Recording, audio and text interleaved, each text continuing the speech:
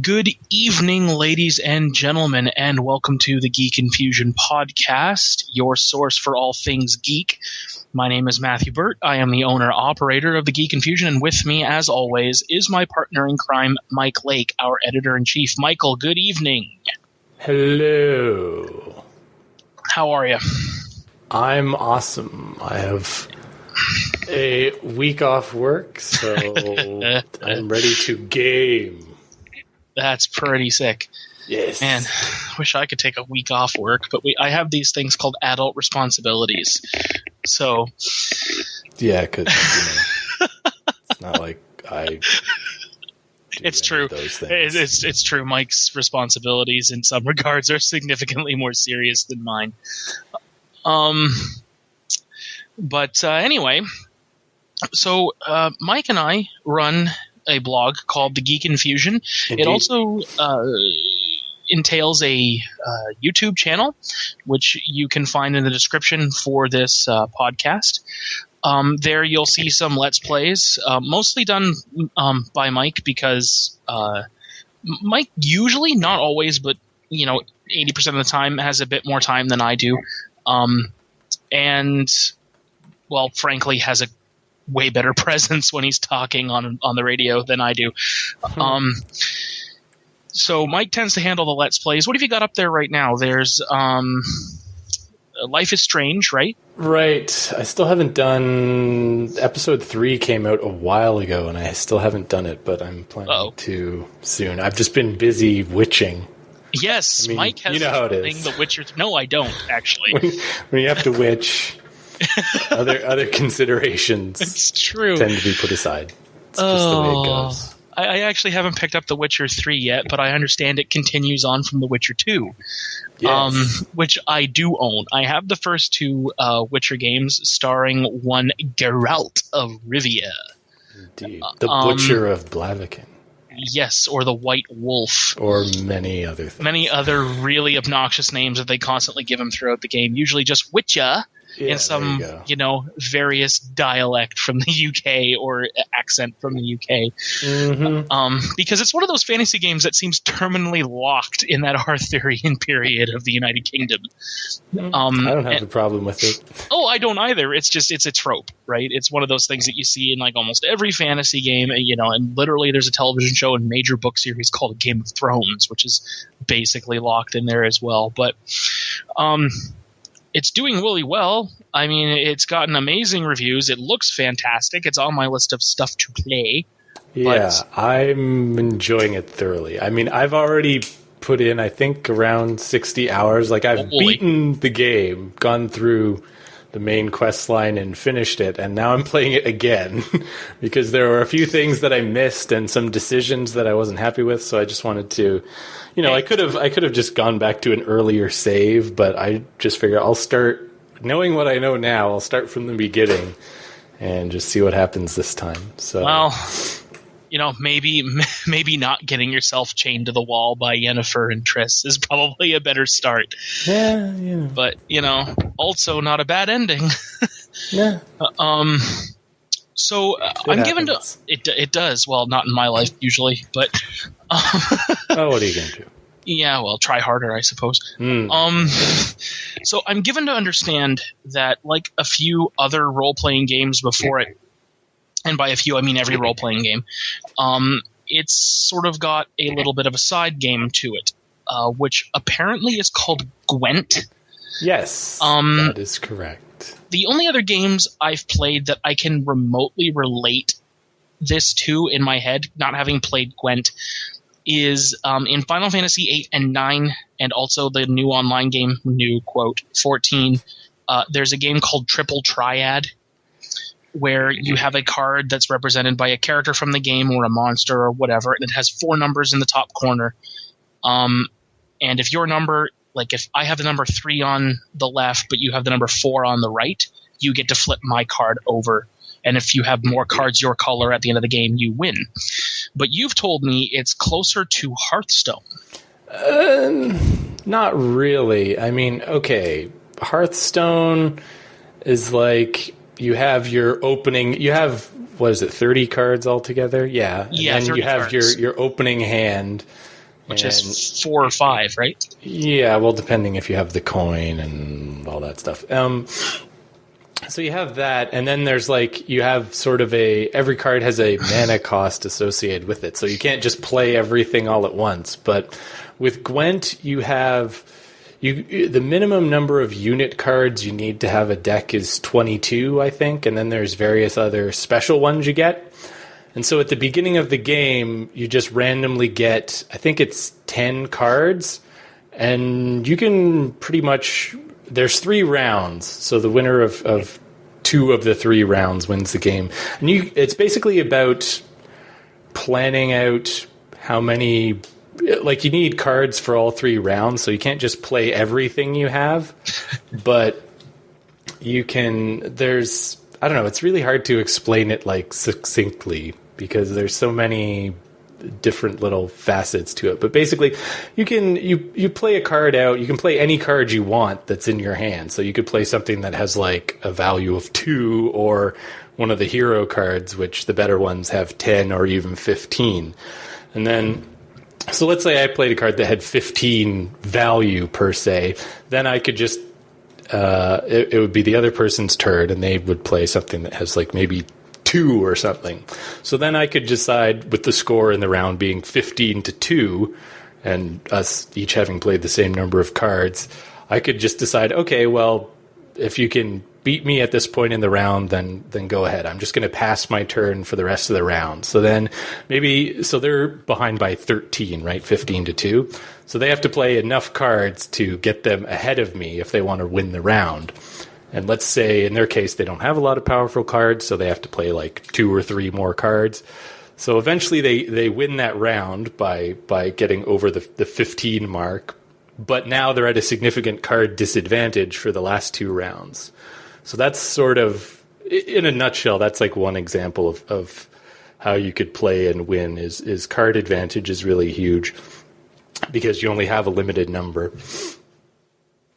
Well, that's a lot in a lot of strategy card games, though, right? Like, that's the name of the game, is card advantage, because it gives you more options later on. Yeah, for sure. I mean, that's the same in Hearthstone, where you want like draw. There's not really any draw mechanics, though. The only mechanic that really gives you draw in Gwent is spy cards, which is like, let's say I have a card that has an attack value of 7, but it's a spy. So what happens is it goes on the opponent's battlefield, so he gets 7 points, but usually the spy cards always draw you 2 cards, so I get 2 cards. So it's a gamble. You can give him 7 power, which could end up, causing you to lose the turn, but is that 2 cards you're going to draw? Right. If I know I have a pretty solid deck, and there's like, by drawing 2 cards, I'm almost certainly going to get more than 7 attack value, then it becomes worth it for me to give him the spy. So that's really the only draw mechanism. But then there's other things too, like decoys, which basically is like, it returns the card to your hand. So let's say he plays a spy on me. The spy is now like my card, so I could decoy the spy and then play it out onto his board and get more cards for me as well. That sounds like, just to keep lining this up with Hearthstone, that sounds akin to like the Rogue Shadow Step ability. Yeah, I mean, if you were to also like conjoin it somehow with like the Cabal Shadow Priest or Mind Control. Something that gives you the card and then also allows you to return it into your deck. Yeah, I mean, there's a few parallels. I don't consider it that similar to Hearthstone, but... I'm trying in my head to find some way to understand this without having played it. yeah. No, but it's a really fun game. So one of the things that I didn't do in the first playthrough was get all the cards. There's a bunch of different factions, I think 4 or 5 factions. And usually the leader of each one has like a different ability. Because, for example, Northern Realms has King Foltest, who can like clear any... He has a bunch of different versions, but one of his best abilities is he can clear off any weather effects, which is a whole other area that I haven't even talked about. That I could just talk about Gwent for the entire episode. So I don't know how interesting that would be, though. So well, I'm not going to do that. I'm sure it might make an interesting article, but yeah. So anyway, what was it saying? Oh yeah. So I'm playing through again. So to try and get all these rarer cards, like there's certain quests you can get where it's like if you beat this particular person, then they'll give you a rare card. So I think that's fascinating that they're using heroes, because especially ones that are actually known through the series, because King Foltest is in The Witcher 2. Oh yeah, no, all the cards are based on, like, there's a Geralt card, there's a Ciri card. It's all people from the world. Triss, Yennefer.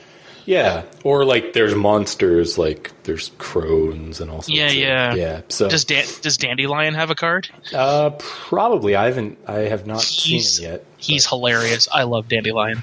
My favorite thing about Dandelion is he sets himself up as the hero. Well, as you're going through the game and like moving from area to area, sometimes you'll get little sort of like vignettes talking about like, Geralt found out, blah, blah, blah, and he went over here to talk to this person to find where he could do whatever. And it's delivered in like this sort of announcery type serious voice, but it's actually Dandelion who's narrating the whole thing. But then if you actually meet Dandelion in the game, he's like this sort of normal sounding dude. So I just like the idea he's like mythologized himself. He's in the second game as well. Have you played The Witcher 2 yet? No, that's worth mentioning too. Is I played a little bit of one and wasn't that interested, and then I don't think it's aged well. It's quite an old game. It's aged like milk. So yeah, I played a little bit of one and then heard really good things about 3. So just skip to that. So as far as like the world building goes and all that stuff, I've been reading a lot of wiki articles just to be like, okay, who is who. And I think I more or less have it figured out.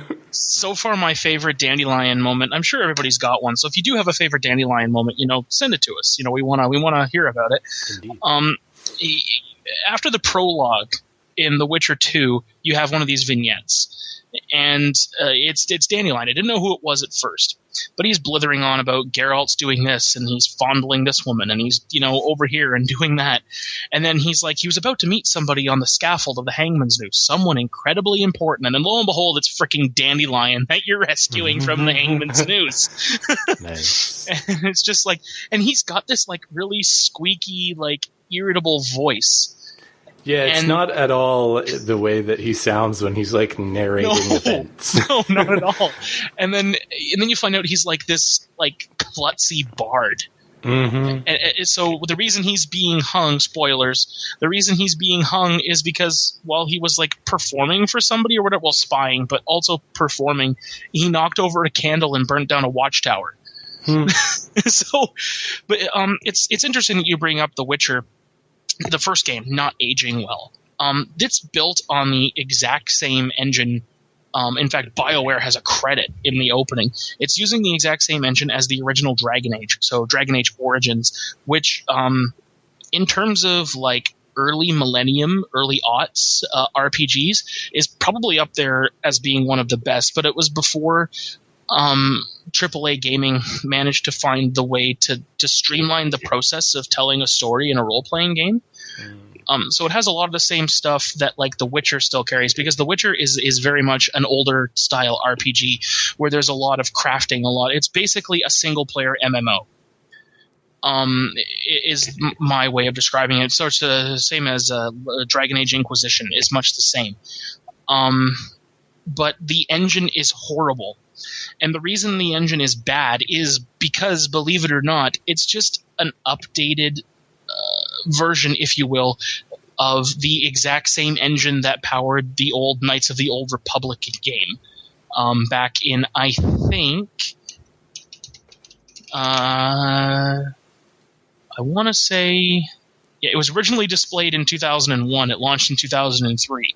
So we're talking about an engine that was 6 or 7 years old by the time The Witcher got to it, and didn't work well for anything other than turn-based combat, because it's based on another engine that BioWare developed for Icewind Dale, which is one of their older games. And so it's based on the Dungeons & Dragons 2.0 rule system, so you have all these dice rolls going on in the background of the engine.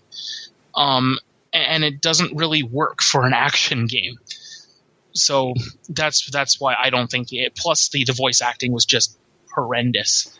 Yeah, they put out this enhanced edition, which I have as well. Which I think they re-recorded a lot of that stuff. But you'd almost have to. I remember playing the first Witcher game when it first came out, and I remember thinking, "Oh my god, like there's no way you people are getting a sequel." But lo and behold, like Assassin's Creed before it, it managed to get a sequel. And I'm glad it did, because The Witcher 2 is excellent. I'm enjoying the crap out of it right now. Yeah, I'm definitely thinking I will go back and play that. Well, if only for context, right? Yeah. So, but that's no, definitely the voice acting and all that sort of thing in the third one is excellent. Yeah, I've heard I think it's probably going to be a contender for Game of the Year this year, which it certainly deserves to be. It's definitely my favorite game that I've played in a long time. I've really enjoyed it. Here's the question: are you enjoying it more than you enjoyed Mordor? Yes, definitely. Really? Okay. See, here's the thing. Normally, Mike and I have absolutely no similar tastes in video games, films, literature, or music. It's all true. It's true. We met primarily in college. We were in the same program together, and we just started eating lunch together one day, and that's sort of how we bonded over our mutual love of pepperoni pizza. The one thing everyone can agree on. Nope. The one thing we can agree on. It's true. But there are a few other similarities. We both like Celtic Eastern music from down in Newfoundland, but New Nova Scotia, whatever. We're Canadian, eh? Mm-hmm. But we don't usually have a lot of similarities. But Mike came to me and he said, "You need to try this game, Shadow of Mordor." He's like, I think you'll enjoy it. It seems like it's up your alley. It's Lord of the Rings, and it uses the same combat system as Arkham. Mm-hmm. And so I was like, you know what? Okay, fine. I'll give it a shot, especially when I realized the Nemesis system, which is fantastic. And I cannot wait to see it in the inevitable sequel this game better get, if Warner Brothers knows what it's doing. Well, especially with the way it ended. Oh, man. Like complete tease. Yes. Yeah, it was. It was a complete tease. I mean, the ending itself was atrocious because the final boss fight amounts to a cutscene. Yeah. But that doesn't matter, because that's not what you're there for. You're not there for the story, right? You're there for the orcs.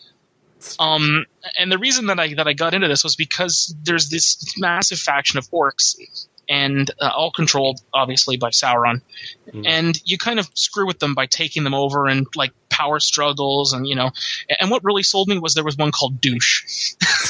And when I saw that on a YouTube video, I went, sold. So I picked it up. Doesn't take much. No, it doesn't. I'm a man of very limited tastes and capacities. So I picked it up for my Xbox One, which I no longer own, because it's, wasn't what I was looking for, frankly. Actually, I believe you have my former Xbox. That is true. I'm playing it just as much as you did. Yeah, but it's the dry season for console releases. Yeah, it'll come back. Oh, September, right? But it was a fantastic game, and so when Mike comes to me and says, "You need to try this game," I'm much more inclined to believe him now. Because there were points before where he would say, "Hey, you need to try this game," and so I'd drop the 40 quid, and it'd be like, "Oh, bollocks, this game sucks." Like I would never play Grand Theft Auto, for example, whereas you played the crap out of Grand Theft Auto 4. Well, I wouldn't have told you to play that. No, but or a perfect example of a game that I tried to get you to play where you've only enjoyed one out of the entire series was not Mass Effect. Assassin's Creed. Yeah. You loved Black Flag. The one that was the least like all the other games. That's the one I liked. Yes. The one that was the least Assassin's Creedy. Yeah.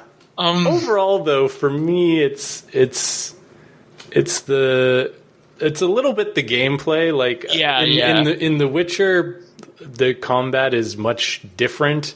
In some ways, it's not as satisfying because like there's something cool about in Mordor where it's just like, oh look, 40 orcs. Let me just kill all of them. Oh, it makes you feel like such a badass when you walk away. It's like you know what, Sauron, you better duck because I'm about to turn left and I don't want to smack you with my, Yeah. Whereas in The Witcher, or The Witcher 3 anyway, which the only one I've played, you see like 3 specters or something and you're just like, oh boy. I need to get out of here now. It's true. Especially if they're above your level, because then even one sufficiently powerful enemy that's well above your level, like 1 or 2 hits and you just die. Well, and the thing with Mordor is it's one of those games that's in the same vein as like did you ever play Prototype or Infamous? No, but okay. I I'm familiar with them. Okay, well, it's for those that haven't played any of these games, why haven't you played Shadow of Mordor yet? Like, pause this podcast, go to Steam, buy it, play it, and come back. We'll wait. But first, play The Witcher, because I think The Witcher is easily the better game. Or The Witcher 3. I keep saying The Witcher. Which I haven't no, The Witcher's not nearly as good as Mordor. But Witcher 3, so good. Like, the mechanics are just as good, and the story is way more interesting and better. And you actually do things that affect the course of the game. That's true. Literally the only thing you affect in Mordor is like the state of Sauron's army, which eventually just like becomes your army. Pretty much. Like you can kind of that's up to you. Like if you want to, you can just go through and like whatever you call it. What was it when you like took control of them? Dominated or domination. Yeah, you could just have like the whole board where it shows all the captains be like all yours, or you could just like shortcut your way through it right to like the whatever the quote unquote end. Yeah, all the war chiefs. Yes, thank you. It's been too long since I played that game. I don't remember any of the terminology. Let's face it, when it comes to video games, I kind of had an encyclopedic knowledge. Indeed. And see, that's the thing with Mike. It's about gameplay and it's about getting like the most out of the time spent with the controller.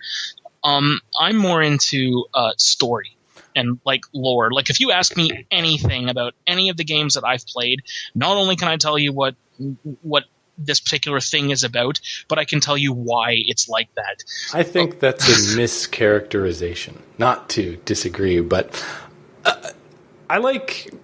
I think I'm more particular about stories. Okay, that's a better way of like putting you're it. way into the whole Assassin's Creed thing, and that's fine. Like all the lore of Templars and Assassins and all that stuff. Like that story just it wasn't interesting to me. Whereas like the main thing that I like about The Witcher 3 is probably the story. Well, see, isn't that funny? Because the thing that I like most about The Witcher, at least The Witcher 2, is I know this is going to sound drab, but it's combat.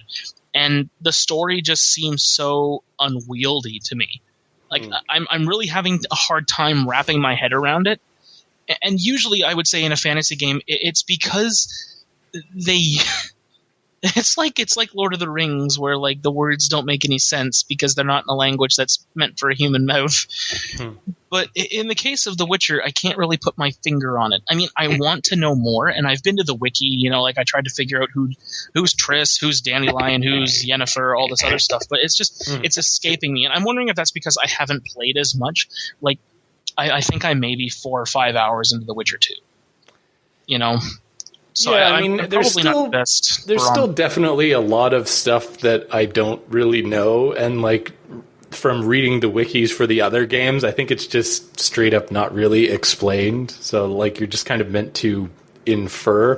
One of the things that I'm interested in doing is there's actually a whole series of novels. They were done before the game or even the television show. Yeah, it's Andrzej Sapkowski, who's like this Polish author who there's a bunch of short stories and a bunch of actual full-blown novels. Yeah.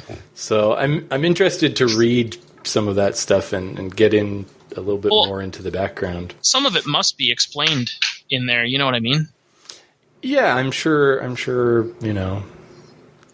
I'm sure. But because I mean, seriously, there's like, let's see here. There's The Witcher Stories, which it lists 2, and then there's like 6 books in the sort of main saga. And then there's obviously going to be side stories and there was a whole TV series, I think, as well, or like a mini series anyway, which was The Hexer was a 2001 film and a 2002 TV series. That's like the other name for the Witcher property is the Hexer, I've noticed. Yeah, so I mean, it's which is funny because he does very little witching. There's definitely a lot of stuff to dive into. Like, you can go through the game without really looking into all that other stuff, but I think it's more interesting to find out all the backstory, at least in this particular case, because I'm like super interested in all this stuff. I don't know what it is, but for some reason this story just really grabbed me, whereas some others... I can't tell you what I like about, for example, I can't tell you either what I like about the Assassin's Creed mythos. I mean, now it's getting a little ridiculous. Like when I finish, yeah, okay. It's kind of like, it's kind of got its head up its ass at this point. Yeah. Like I got to the end of Assassin's Creed Unity and I just kind of dropped my controller and went, you know what? Screw you guys. Flipped off the television and I walked away because well, to be fair, you do deserve some sort of award for finishing that game. Yeah. Oh man, it was so bad. Dedication. It was just bad. Assassin's Creed Rogue was definitely the better of the two that launched on the same day. In fact, I loved Rogue so much because it was, if you liked Black Flag, it was that, but if you were a Templar, and also if you were in Canada. So it was a lot, especially it was a lot more interesting, a lot more engrossing for me when I'm able to, like, you know, I can go to, you know, Miramichi, or I can go to St. John's, or I can go to, you know, places that I've been to and I know. Mm-hmm. But I digress. There's a company we've mentioned a couple of times now throughout this. We mentioned them talking about both Mordor and Arkham, and that is, of course... We didn't specifically denote them, but... No, but we hinted at them, and they're going to receive a spanking that they so roundly deserve. This is, of course, Warner Brothers, and furthermore, Rocksteady Games. Yes. So if you've been hiding under a rock somewhere... like on the far side of Europa. Earlier this week, Batman Arkham Knight launched, and this game is one of those particular games where it happened to make the I need to play this list that both Mike and I did on the Geek Infusion's website.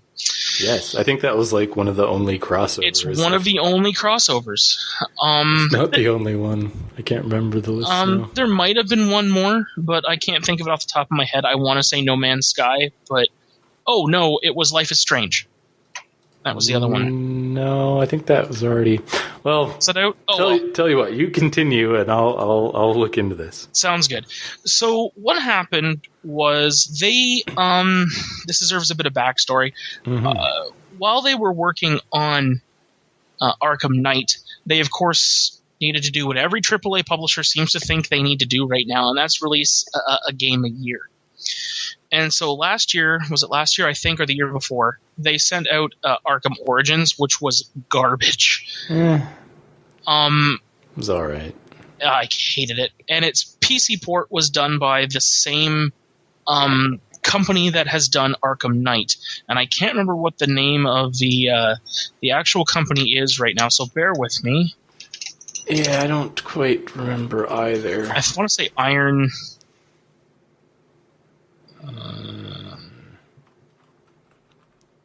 it doesn't really matter, I suppose. We'll figure it out, and we'll get back to you. But so basically, Iron Galaxy, that was it. Iron Galaxy Studios. I was going to say Ironclad Studios, but that's wrong. So, anyways, this company is sort of like Black Isle was to BioWare.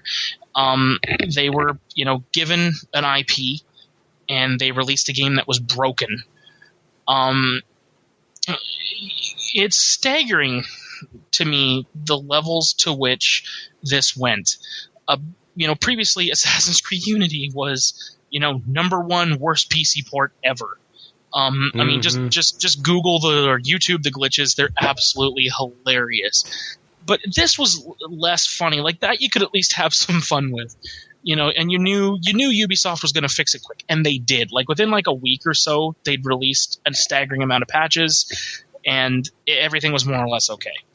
Not so much on this side. I mean, first of all, the game was locked at 30 FPS, and I am sorry, but that is crap. I mean, my computer may not be able to run this thing at ultra at like 60 FPS, but if I'm running it at a reasonable graphical level, which I would assume to be around medium, I'd like to say my PC is about the same level of hardware power as an Xbox One or a PS4. It should definitely be able to run that at, 50, 60 frames. Yeah. By the way, I just checked, and Arkham Knight was the only crossover. It's the only crossover. All right. Well, so anyway, there you go. Just for the record. And my PC was supposed to be able to handle it until literally 12 hours before. Oh, yeah, that launch. was another thing. They changed the system requirements. They changed the system requirements 12 hours before launch. And then on top of that, if you'd purchased a new NVIDIA card, which, by the way, still couldn't handle the game, you got a copy of the game, and there was some dispute back and forth as to whether people were supposed to get the Harley Quinn DLC that went with the game. Don't even get me started on DLC. Yeah, well, I'm going to. You're going to handle that. Yeah. So people were like, "Oh, cool! I have the Harley Quinn DLC." Until Rocksteady started to go through accounts, and like John from The Simpsons, zap, started taking out your DLC because they decided you didn't deserve it. I'm sorry, give me a friggin' break. You're already giving away an $80 game. Is that, $10 really that big of a deal? I suppose it is when this thing is going to be returned. Then on top of all of this, I'd been in discussions with WB to try to get myself, and hopefully Mike, review copies. Review codes for our PCs, or one review code for PC, one for Xbox, so we could really dive into this and get some coverage going on this, because we're both huge fans of the Arkham series. Right. I mean, Batman's awesome.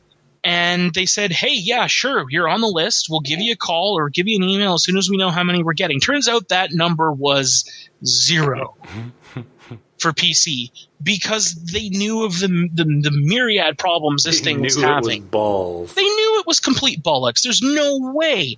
And so they still released this damn thing onto the market, and it's virtually unplayable. Total Biscuit is running a hexa-core, like, overclocked, unlocked i7 processor, all SSDs, and, 2 of NVIDIA's, like, brand new cards in SLI. And he was getting what he calls okay performance. Yeah, exactly. He was like, it's not terrible, but it should be like flawless. It shouldn't be like, because if he's getting like performance on that machine, that imagine means, what you're getting. Exactly. If you don't have like a $10,000 PC, good luck to you. And then on top of this is only if you have NVIDIA. If you're running AMD products like Mike and myself, too friggin' bad. Mm-hmm. I guess you're not playing the game. It's just absolutely. This is indicative of a AAA gaming industry who doesn't give a shit. They have exactly one goal, and that's moving product. And I'm perfectly okay with a business moving product. That's exactly what a business does. Mm-hmm. My issue comes in when the consumer is suffering because there are people in a boardroom somewhere that don't know a game from a hole in the ground. The last game they played was like, ball in a cup. And, this was back when they were 16. Stick. Yeah. And they're like 86 years old, sitting in a boardroom, I imagine drinking a scotch, being fat, and smoking a cigar. I like this picture you're painting. It's true, I know. I'm imagining sort of like an Alfred Hitchcock type guy, but also if he was evil. With a monocle. It's true, and a top hat slightly askew. Of course. But, and they're saying, sure, this game is ready to go for launch. Are you frigging kidding me? Are you kidding me? This was so bad that something I've never seen before happened. Yes. They pulled the game. Imagine that. Imagine knowing your product is so bad that you're not going to be able to. You're not giving out review codes because you know it's going to get lambasted. Basically, you know you're going to get Assassin's Creeded. Oh, the Steam reviews are hilarious. Steam reviews are great. You can't even see them anymore because the game doesn't yes, exist. you can. No, you can get or to can them. you? Oh, yeah, okay. hang on. Let me find them then. I just want to see like the negative versus positive. If you go to the Arkham Knight, sure to be hilarious. What do you want to call it? The Steam Arkham Knight page? Season Pass, which they're still selling. Yeah, right. You can get to it from there. Also, you can just go to Batman Arkham Knight on Steam. Yeah. Reviews are listed as mostly negative. Out of 11,000 reviews, 35% are positive. Yeah, like So this is 2/3 of people are like, and some of them "Screw are this." just gorgeous reviews.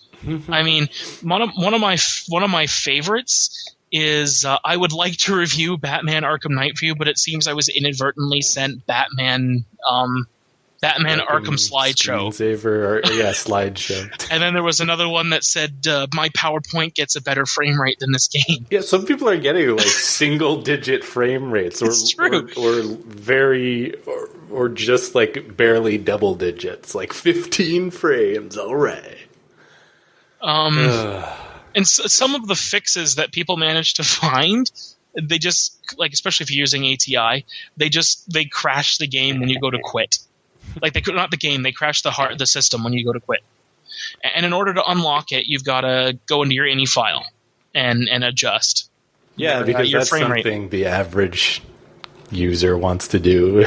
Yeah. Screw around with your game's INI files. No thanks. But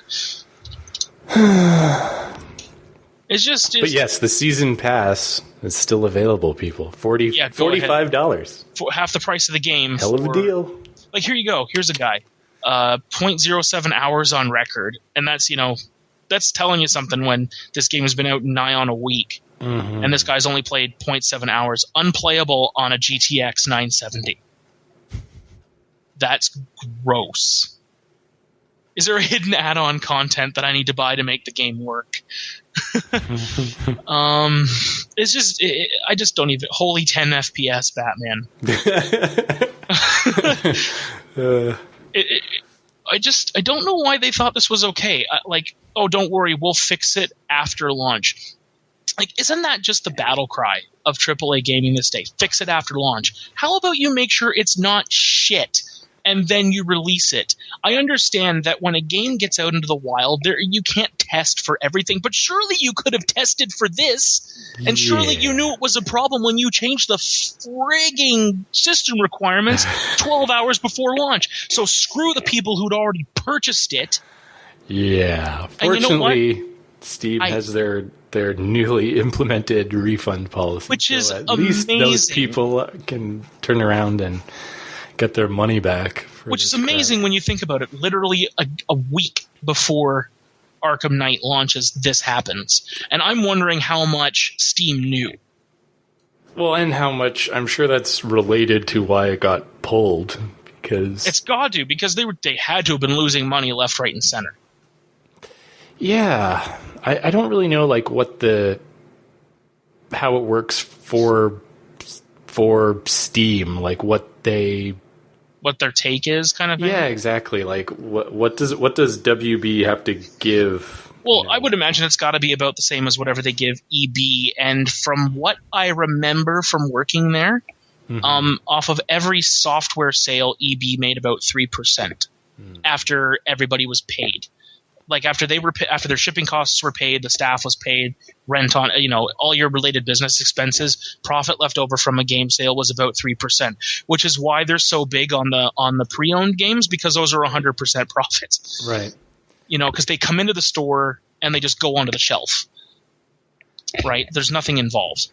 Mm-hmm. So, it's gross, especially when I immediately what I hear about this game is what it immediately makes me think is, crap, now I've got to go drop $500 and upgrade my rig. When I helped build the rig that I'm using, and it was purchased 2 years ago, about that, yeah. Yeah. See, I bought this one from Mike. Right. When he got his new one. And yours is godly. And, it would barely run this if you were to purchase it. And that's insane because we spent a lot of time figuring this thing out. And this is becoming more and more frustrating for me because I like ATI because they provide good service and I like their product, and I've never really had a problem up until now where all of a sudden every AAA game company has decided, screw you, if you're not using NVIDIA, you're not playing our games at their maximum potential.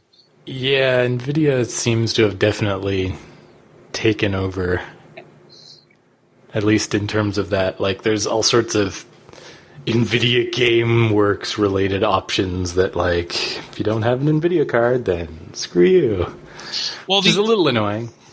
The other thing is, like, NVIDIA's like end user customization is a lot nicer. So you can, in theory, you can with an ATI card, like force VSync or triple buffering onto games, but it's much more user-friendly with NVIDIA. It's got me to the point where it's like, you know what? Screw it. When I finally go to upgrade this thing, because it's not using an AMD chipset or an AMD processor, forget it. I'm just going to stick whatever GTX is the newest one in there at the time. But that annoys me, like I said, because I've been using ATI for, forever now. Mm-hmm.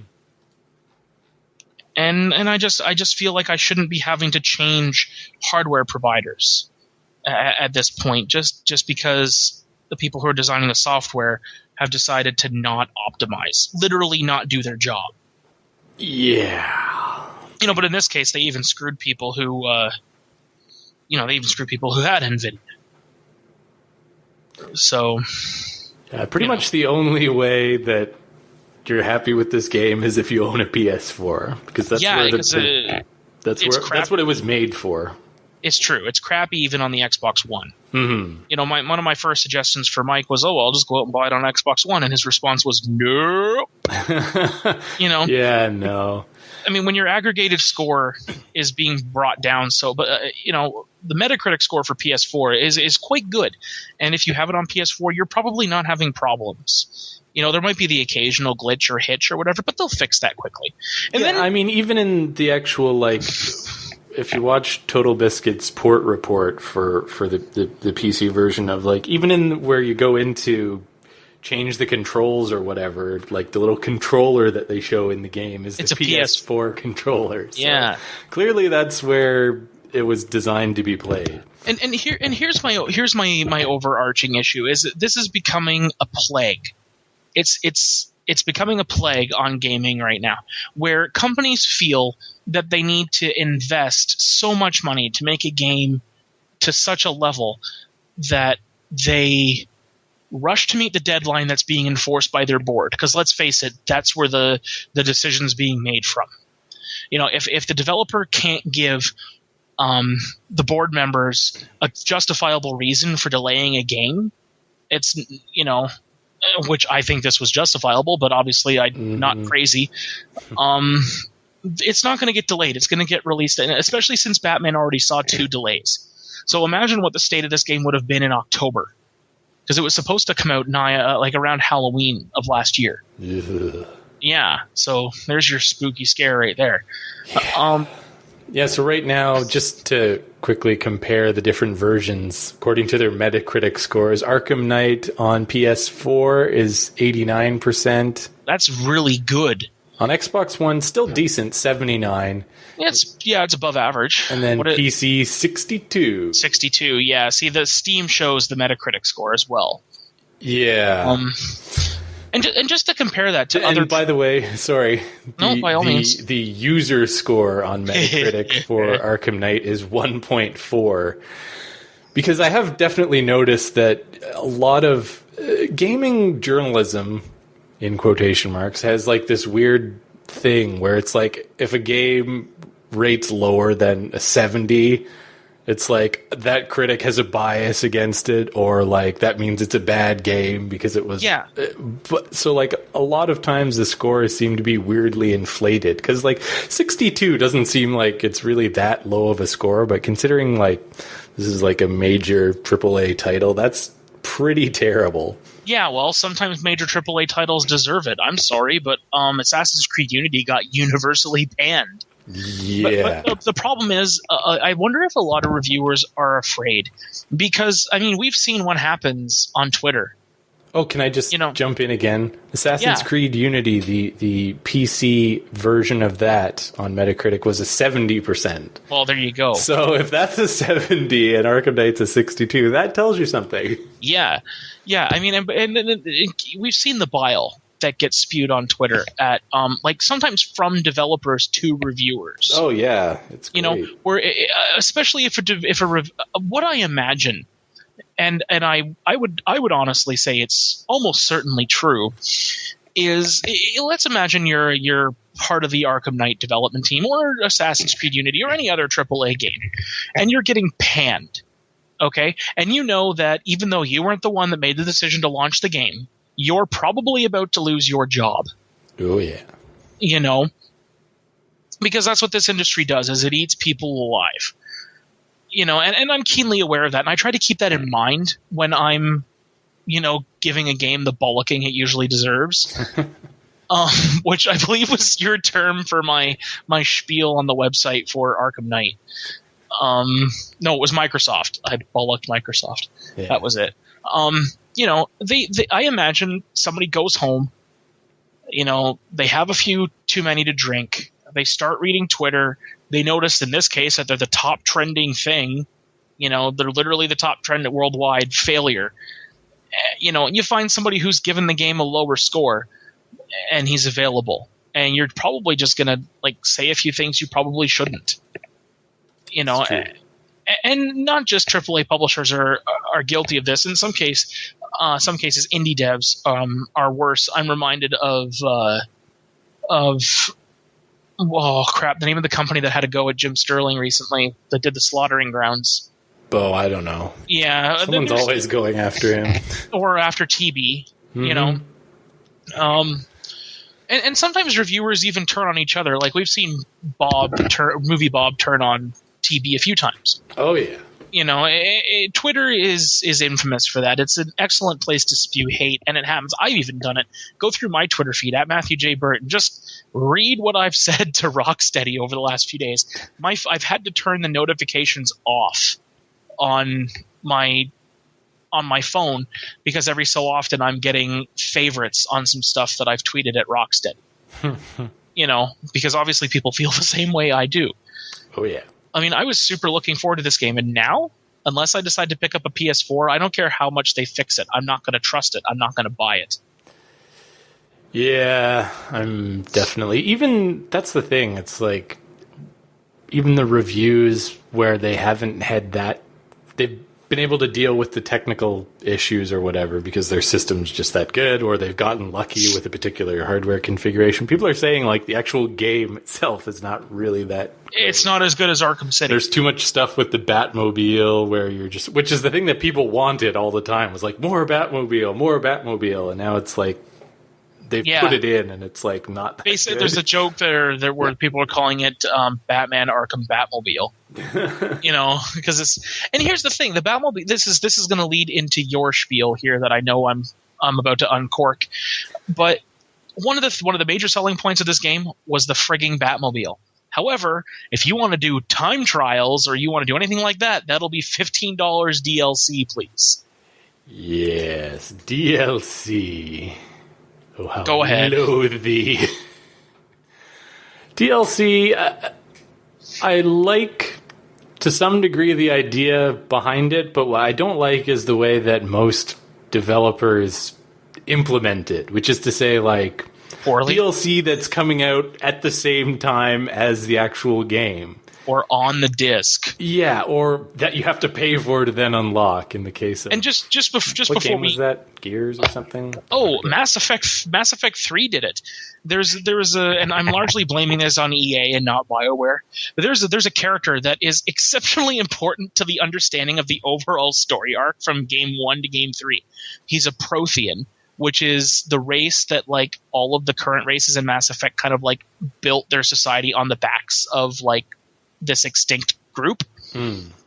and you find him buried on the very first planet you ever touched down on in the very first game, while you're playing Mass Effect 3, and he's on disc DLC, Risen from Ashes, or From the Ashes is the name of the DLC. And to this day, which is like, oh man, 2.5 years after Mass Effect 2, almost 3 years, it's still $10. And I would argue that Javik is an exceptionally important part of the game. In fact, you can't even access that side of the ship where he hangs out if you don't have him. You know, and that's an issue. There are certain other – because usually Mass Effect did DLC well. And if you didn't do it, it didn't affect the story. So, for example, there's a DLC in Mass Effect 2 called Arrival, where Shepard gets pulled into this thing, this whole debacle, where he ends up having to fly an asteroid, I kid you not, fly an asteroid into a Mass Effect relay, which is the thing that allows you to traverse the galaxy. Because the Reapers are coming in, and that relay leads right to Earth. So he flies an asteroid into it. And that's why in Mass Effect 3 he's been arrested at the beginning of the game. However, if you haven't done it, he's arrested because he was working with Cerberus in the previous game, and it was some Marines that blew up the relay, and you find out about it later on, and it doesn't really affect anything. The end result is like why he was arrested. Whereas the end result From Ashes is you actually understand the end of the game. Which is a problem for me. And I think this is what you were leading on to as well, this DLC thing. Yeah, well, so to get back to what I was saying I'm sorry. before, it's fine. Like, DLC is cool in theory because it's like, all right, I've finished the game and I really love this game and I want to play more, but there's really nothing to do except, oh, sweet, now there's like a bunch of other stuff I can go and do. But the problem is, like, when you put that out at the same time as the actual game, first of all, it just feels like you're being like nickeled and dimed, because it's like I haven't even looked at the actual game yet, and now it's like going to be another $45 or $30 or whatever it is if I want to get this extra stuff. And the other thing too is, like, if you're ready to put it out at the same time as the game itself, that means like all the people that were working on this DLC were obviously not working on the sort of core game. So then when the game comes out and it's a piece of crap, that makes you say, maybe instead of focusing on all this DLC and like getting more money out of people, you should have just delivered a quality game in the first place that would sort of like build goodwill with the consumer and say like, yes, that game was awesome, definitely want to check out the DLC, as opposed to like, this game blows and now they want to make me pay more for a bunch of DLC, screw that. So like, obviously I get the idea that it's a business and companies want to make money, and like maybe that's all they see is like dollar signs. But you're a cash cow, Mike. You're a cash cow. You have to be smart about it too, because now, like, all the negative publicity that's come out of this for Rocksteady and for Iron Galaxy to a lesser extent, but mainly Rocksteady, like, now you have to wonder, like, the next time they put out a game, they're probably not going to get so many pre-orders, because people are going to know, hey, the last game was crap. So also, they're shooting themselves in the foot. If you're pre-ordering games, don't. Yeah. Because you're giving these people free money for the promise of something later. Exactly. And so they're making interest off of that money. You're paying for something you don't have yet. Stop pre-ordering crap, and crap will stop getting made. The only way that crappy developers will go out of business. Yes. Either way, it's a good thing. It's a win-win. You get to keep your $5 and they get to piss off. It's a win-win for me. You know, and this is the thing. You touched on it there for a minute about Rocksteady. You know, I was totally on board, ready for this game. You know, definitely. And I'd have dropped this. You know, what is it after tax? $79.99 Canadian, right? Around there, something. Okay, so you know what? People think that's expensive, but when you adjust for inflation, games are cheaper now than they ever have been. And I'd have been inclined to drop the $45 for the DLC. I mean, yes, I would have felt like I was getting screwed because obviously a bunch of this DLC was ready to go, especially the Harley Quinn stuff, you know. Right. But I would want it because I want to have everything for this game. Mm-hmm. And so you would have made $110, $115, whatever it is, off of me, and I would have parted with that money gladly. Now you're not getting it at all. You know, I had a choice this week. What am I going to buy? I'm going to buy a new game. And so instead of buying Arkham Knight because A, it wasn't available, and B, it was a pile of garbage, I renewed my subscription for Star Wars The Old Republic because they have a new expansion coming out that they're doing episodically, sort of like the Telltale games, which is intriguing for me. It's an interesting way to approach content for an MMO, especially for a guy who has a family. Bite-sized content every month. I'm cool with that. Also, I was on Humble Bundle, which I'm always ready to support, and I dropped another 15 quid to get Borderlands 2, and all of its DLC. So I spent, $30 in total, and I got way more content than I'm getting with the no content that's available to me from Rocksteady right now. Right. And these are games I've played Star Wars before, but I've never played the Borderlands. It's new to me. No, I've yet to play any of them. So, I mean, I've heard a lot of good things, but just... Yeah. Well, that's why everybody at work's played them, even the guys that aren't really gamers. And they're like, you need to try this, man. Like, it's right up your alley. Why haven't you played this yet? It's akin to... it feels very, very similar to Fallout. Except with Jason, as Yahtzee would say, except with a lot of Jason Voorhees. But this is what we really want. Well, we spent a lot of time on The Witcher this evening, which is fine. I mean, that was a great discussion. I love having those kind of scenic routes. Can I just bring back The Witcher for a second? Please do. Just to point something out. Yeah. So, The Witcher, already an awesome game. CD Projekt Red, the developer, they're continuing to support the game, and they are releasing tons of DLC for free. By the way. They're planning 16 pieces of DLC, and yeah, it's not like super amazing stuff, but there's like new quests, there's new gear, there's new cards, if you're really into Gwent, like certain podcast co-hosts. There's all sorts of there's new stuff is being added, so, and that's free, so damn right I'm gonna get that and keep playing it. I found out about this of all places through Memebase, believe it or not. Over on Cheeseburger. Yeah. It was like they did like a take on the Good Guy Greg meme. And it was Good Guy CD Projekt Red. If you bought a physical copy of The Witcher and you opened it up, it said, "Thank you for supporting us. All of your DLC is, gratis, CD Projekt Red." Right. I was like, "Oh my god, really?" Because that's like 16 pieces of DLC. No matter how crappy they are, it's anywhere from $5 to $15. Yeah, so, I mean, imagine if this was a WB game, they'd be like, "We could charge like $15 for each piece." Ha ha ha. We could, but now we're not getting any money. And like I said, there's some times where DLC is okay and I'm willing to pay for it. One piece in particular that I really liked that was well done was, again, Mass Effect. There's this add-on called Citadel, which came out long after the game had launched, like I think close to almost a year after the game had been out. They released this one last hurrah, is what they call it, with all the characters. And the idea is it takes place just before the end of the game. You're on shore leave on the Citadel, which is like a galactic hub, and some crap goes down with a clone of Shepard.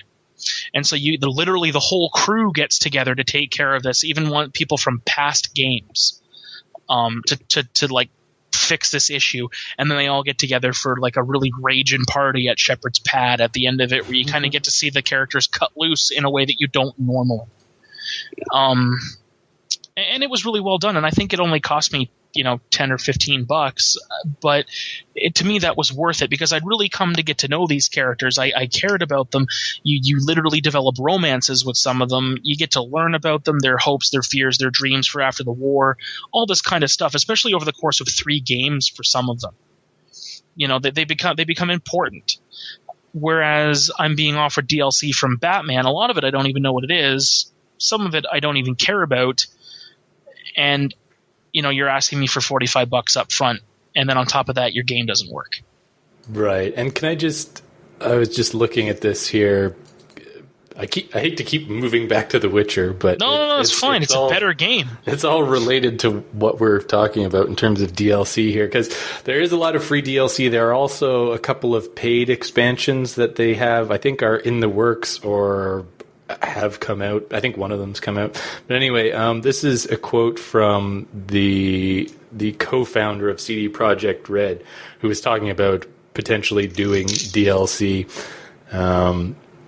He was saying he was hoping that the bonus content that was being given away would change abusive business practices surrounding post-launch add-on content. If we ever decide to release paid content for Wild Hunt, I promise you, gamers will see why we decided to charge for it. We'll ask ourselves a simple question. Could anyone feel ripped off when they buy it? If there's even a slight possibility they will, we won't do it.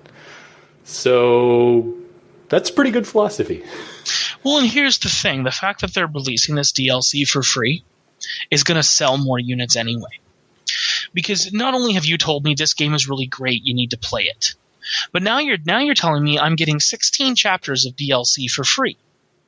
Or 16 pieces. Whatever you want to call it. 16 chunks of content for free. And so to me that tells me, you know what? This game is right now worth my $80. Yeah, exactly. Not when it goes on sale. It's you're gonna pay money for games, so you might as well make the most of it. Might as well get the most entertainment you can out of the smallest amount of money. And I've gotten a lot of entertainment out of this game, and I'm nowhere near done. So I definitely felt like it was a good investment. You know whose business practices besides CD Projekt Red that WB could stand to learn from? Bethesda. True. Bethesda releases paid content. Of course they do. Skyrim had like something to do with vampires and werewolves because Twilight. There was, there were a ton of Fallout 4 expansions. There was a ton of Fallout 3. Fallout 3, yes. Fallout 4, getting ahead of myself. Yes, but there were a ton, which is also a game we're both looking forward to. Indeed. There was a ton of that. But also there's, I guess they call it on Steam, The Forge. Is that right? But it's a bunch of user-made content. Right. And I mean like thousands of, like literally terabytes of content. It's daunting. I look for stuff and I try to find stuff to do, and there's like quests and dungeons, and it's all done well. And the reason it's done well is because within the Skyrim community, it's very self-policing. If your content is crap, it's not going to make it to the front page. Right. There's a few that I've downloaded that have made the game more interesting. In Skyrim right now, because I'm still playing it, which should tell you something, I'm playing a ranger type character. And the game doesn't really have a class that you can build yourself like that, or a gear that looks like ranger gear that you would expect to see in Lord of the Rings. So I searched Lord of the Rings, and I found a bunch of weapons and armor from the game. Of course. So I'm wearing like this dark Aragorn type armor, and I'm using his sword, and I'm using Legolas's bow, and I've even given myself like a hideout. You can do a lot of stuff. I've seen people that have Dragon Ball Z mods for Skyrim, so you can like run around Skyrim or run around Whitehold like firing off Kamehamehas. It's fun. There's another one that I enjoy called Magicka Sabers. Magicka is like, well, exactly what it sounds like. It's magic, but they look like nothing. They're just hilts until you bring them out of their sheath, and then there's this familiar snap hiss, and they're lightsabers. And in fact, there's even a mod that turns the moon into the Death Star. Of course there is. And this is sometimes you need a community to keep a game going. Oh, and not for nothing, but PC gamers are going to do it whether you want us to do it or not. There's always going to be a way to modify the game. Yeah. And it's to the point where Bethesda has embraced this. If you have, I'm sorry, but if you're purchasing Fallout 4 on your PS4, you're inherently purchasing an inferior version because the Xbox One and the PC are supporting mods. Right. And mods are great. They're like little bits of content, and you can pick and choose them, and they're free. But they are now. I mean, Steam tried to charge for them, but that didn't go well. So all this to say, AAA gaming, I don't expect you to listen to me because why would you? I'm smaller than the smallest gnat. My following is minuscule. I appreciate everybody that follows me. I appreciate your feedback. I appreciate the comments you leave on the website, on my Twitter, the YouTube channel, all of it. But I'm a small guy, and the only way that AAA is going to change what it's doing is if we start to vote with our wallets. And Arkham Knight is indicative of that. When you're having people returning your game en masse, and they're willing to wait the 2 weeks or whatever it is for the Steam refund to process, you need to stop and pause and take a look at that. I mean, you obviously learned a poor lesson from Arkham Unity, from Assassin's Creed Unity. You didn't release a PC code because you knew it was garbage. You knew it was garbage. Oh, yes. And you didn't want to get panned before launch. And you also didn't want to get caught putting an embargo out, because that's what Ubisoft did, was they embargoed until after launch. Because Ubisoft's getting Ubisoft. But hopefully whoever's making the next game, and I would say the next large project that's being worked on right now in AAA is either one of three games. The new Gears of War, and that's a topic for another time, because I'm already ticked. Fallout 4, and Square Enix has finally announced that they're remaking Final Fantasy VII. Right. And there's a lot of stuff you could do with Final Fantasy VII. It's a very rich story. There's movies, there's other games. You can do a lot of stuff DLC that way. Mm-hmm. And it's important for people to take a look at what's happened here, because this is nothing short of extraordinary. It's a first, where the entire community rose up and said no. I don't know if it's a first. It's certainly the most high-profile version of this we've seen. Fair enough. I'm not saying it's not. I'm just No. I'm racking my brain trying to think of another example. Sure something like this probably happened, but not. Well, Assassin's Creed Unity, not on this scale. No, and it's important to note that ultimately we're the ones with the control, not the publisher, because they're not making you go in and spend your $80 or your €50 or your £80. It's us. We're the ones who walk into the store, hand over our debit, credit, and cash, and then just buy it on Steam, or just buy it on Steam, which is still credit, usually, or PayPal, whatever. And we're the ones that for the last little while have gone, screw it, there will be a patch. And so it's interesting to blame. It's easy to blame AAA gaming when we're just as complicit. Because we've gotten just as used as they have to patching. Bought into the system, literally. Yeah, exactly. There's nothing metaphorical about that. We literally bought into it. Yes. And so that's the proper way to use literally, everyone. It is. Just so you know. It is. It is the proper way to use literally. If Archer hasn't taught you. Sort of grammar Nazi at all. Well, no. You're just the editor. Yeah. Man, you should see some of the stuff that I write that he doesn't approve of. It's really better you don't. It's true. I used to use the word that gratuitously. Yeah, probably most people wouldn't even really catch on, but, Yeah. it's just one of those things. Once you've been trained to look for it, it's like, It's true. Mike and I focused on different aspects in journalism, which is what we studied together in school. I was a magazine author, writer, and which is why my writing style is the way it is on the blog. And Mike specialized in editing. Indeed. And so he's been my editor for quite some time because you also edited the magazine. Mm-hmm. But I digress. Like I said, it's important for us to realize that we're the ones with the power. So the next time you're thinking about buying a game, first of all, if you think about pre-ordering, find the nearest solid object and hit yourself in the head with it. Yes. And then don't do it. Wait till the reviews come out. And if they're not willing to give out the codes to the reviewers, especially to people who are asking for them, like Jim Sterling and Total Biscuit, Nerd Cubed, Peanut Butter Gamer, Yahtzee, whoever else, you probably shouldn't buy it on day one. Yeah, if they don't want you to see the reviews, that's kind of a giveaway. Yeah, it was with Unity. Mm-hmm. And Unity was garbage on all three systems. That's true.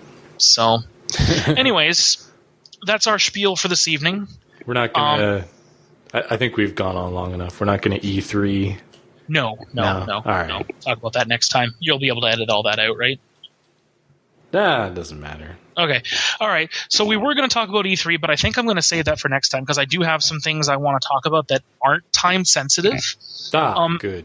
In that regard, because they're announcements. And I can bollock these companies with their announcements really until the cows come home, really until the games launch or the peripherals launch or what have you. So we'll save that for next time. Very good. So don't forget to check us out on YouTube. There will be a link in the post for this podcast. Mm-hmm. Also, make sure to check us out on yourgeekinfusion.wordpress.com. We will be migrating shortly. I am hoping this coming Saturday, which will be July 4th, to have the dummy of the website from our illustrious web sorceress, Heather Percival. Heather is a professional web designer. She's been a friend of mine for, oh my God, how old am I now? 28. So I've known Heather for, 13 years. We met when I was working at EB Games. And she will also be starting, I would hope, on the next podcast as our third chair. Excellent. And Heather, again, likes different games than we do. She's like huge into JRPGs. So yeah, Kingdom Hearts, Final Fantasy, all that kind of jazz. So also, like I said, make sure you check us out on our website. I usually post 2 articles a week. That's the goal right now. I actually need to write one to go up tomorrow. We do some interesting things now and again. It's not just me ranting.